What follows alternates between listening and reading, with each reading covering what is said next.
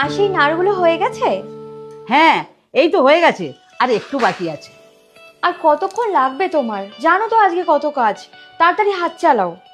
হ্যাঁ দিদিভাই, হয়ে এসছে, আমি এক্ষুনি দিচ্ছি। হ্যাঁ তাড়াতাড়ি নাও। পবিত্র, রাতে তুমি কি খাবে? আলুর পরোটা। আচ্ছা ঠিক আছে।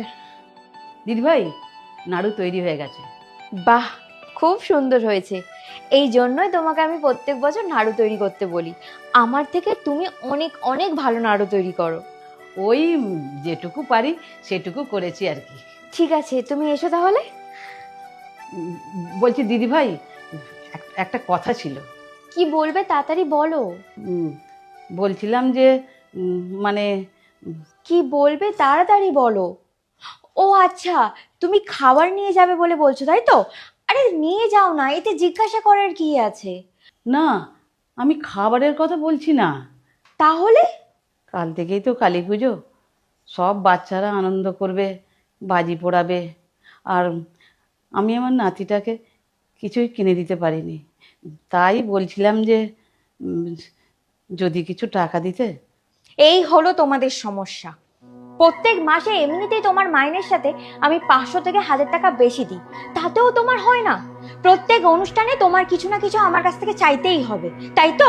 আচ্ছা, তুমি যেহেতু জানতে আর কয়েকদিন পর কালী পুজো, তাহলে তোমার আগের মাইনে থেকে কিছু টাকা বাঁচিয়ে রাখতে পারতে। তা না, এখন হাত পাচ্ছ আমার কাছ থেকে। আমি রেখেছিলাম দিদিভাই, ওই যে ওর শরীর খারাপ হলো, ওষুধ কিনতে সব টাকা শেষ হয়ে গেছে। দেখো, কিছু খাবার নিয়ে যেতে হলে নিয়ে যাও, নাহলে এই মুহূর্তে আমি তোমাকে কিছু দিতে পারবো না। আর হ্যাঁ, কাল সকাল সকাল চলে এসো, কাল অনেকগুলো রান্না করতে হবে।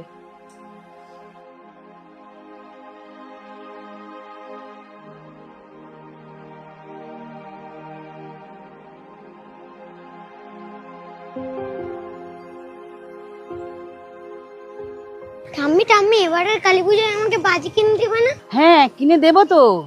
আজ থেকে কালী পুজো শুরু, তুমি আমাকে কখন বাজি কিনে দিবে? দেবো দেবো, কাজ থেকে ফেরার সময় নিয়ে যাব, ঠিক আছে?